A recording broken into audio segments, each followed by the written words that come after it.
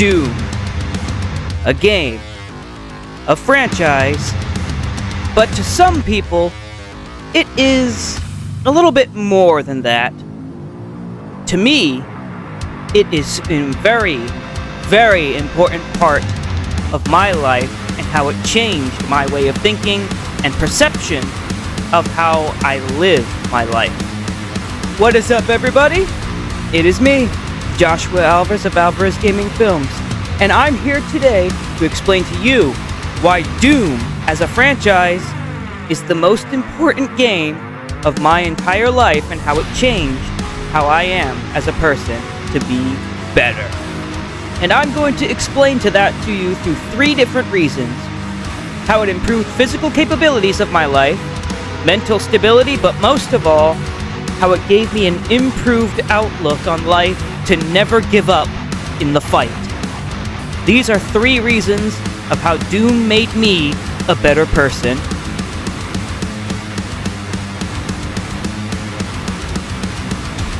So for reason 1, like I said, improved physical capabilities through gameplay. By what I mean by this is the fact that my physical capabilities of hand-eye coordination as well as alertness around my surroundings have improved greatly thanks to the, intense not really physical, but mental gameplay of Doom. Because when you're playing Doom, you have to be on the lookout, on the move, and constantly being aware of what enemies are around you. Because if you stand still, well, as they say in the words of the devs, if you stand still, you're dead. And that's what Doom is all about. It's all about killing demons, getting even, and making sure that you are constantly on the move to basically be on the lookout for what enemies are where, what they're doing, and of course, you have to watch out for what they're throwing at you. Because when you're playing Doom, when you're going into different fights, you're going into fights where there's, of course, fodder demons that you can just brush aside, but of course, you're facing off against multiple heavy demons at once. Mancubi, Arachnotrons, Revenants, Arc Vials, Cyber Demons, the whole list goes on. You know how it is.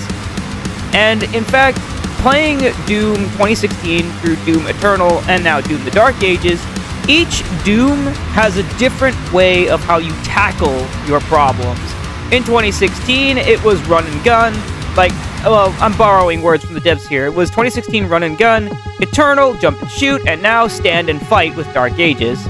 However, I would have to say that Eternal, with playing Eternal and comparing it to 2016, I will say from 2016 to Doom Eternal, the gameplay has, of course, changed drastically to be more fast-paced in combat, basically bouncing around different enemies, getting as many glory kills as possible. But now with Doom the Dark Ages, it's a little bit different. Dark Ages is different in the fact that the gameplay is focused on you being a brick wall rather than a wrecking ball.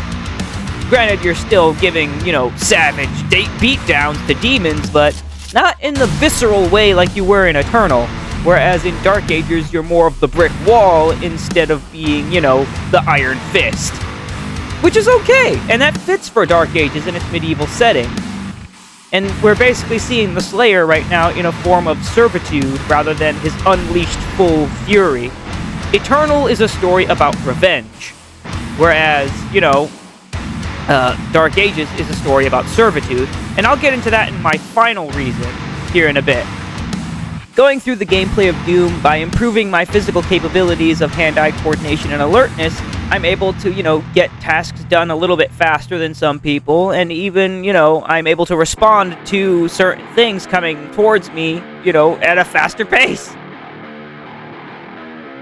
Take, for instance, what I do at work. When I'm rolling around these big carts of laundry filled with, gowns and towels and sheets and blankets, because I work at a hospital, but moving around all those things in big clunky carts, you have to watch out for things that are around you, because you have people walking around, patients being moved around, as well as, food carts being moved around. So Doom has improved my hand-eye coordination to steer the carts correctly, as well as be alert to everything that's around me all at once. And Doom forces you into that, that focused moment, because when you hear the music start to go off, you know it's time to either lock in or you're dead, basically. And that's why I think the first reason that, Doom has affected my life is improving my physical capabilities. But I'm going to move on to a little bit more of another personal reason, much more personal, mental stability. Reason 2, through mental stability, through therapy. And what do I mean by therapy? Well, Doom is interesting. You have those days when you have, stress-induced days. You have hard days where you want to yell at somebody, punch somebody in the face. I thought of those things before. I would never actually do that to somebody. But what if you just really, really wanted to? Well, you can do that in Doom. Basically, all you need to do is just, remember that killing these demons is just relieving your stress. I will say, playing Doom has given me reasons to vent through my frustrations, my stress. It's allowed me to just alleviate a lot of that emotional baggage that comes with going through life, Because you're ripping apart demons and just having a grand old time while doing it, listening to thumping music. I mean, who doesn't, de-stress from something like that? Well, I mean, I'm pretty sure there are some people that don't de-stress that way, but how I do, so it's improved my mental stability. And not even just through my stress.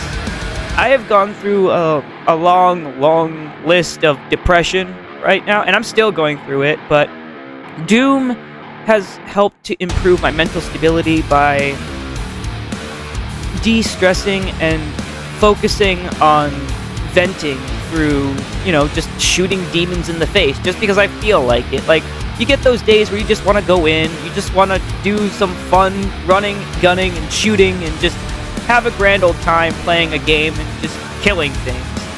Doom lets you do that, and it's improved my mental stability. Granted, though, I still have some depression on me, even though I don't show it, but I don't show it as much because my mental stability has improved. It's still light depression, not heavy, but it would have been heavy if not for Doom, and that's why I think it's improved my mental stability. And now, moving into my final reason, an improved outlook on life.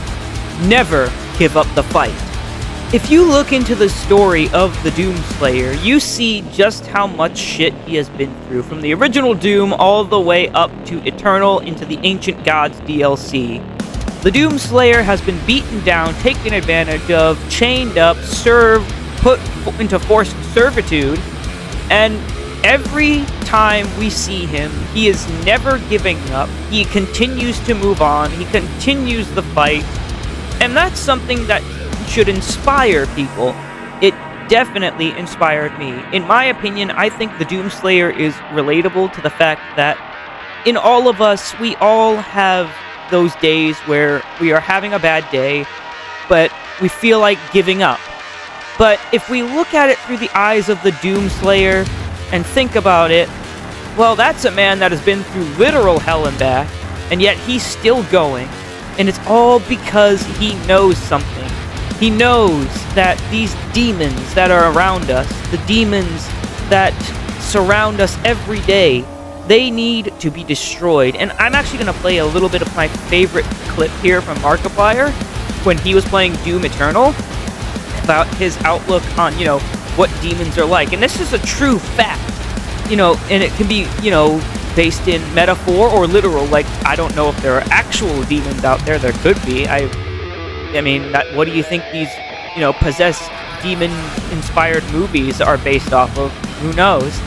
But, like I said, metaphorically, conquering your demons, take a look at what Markiplier said about this, basically.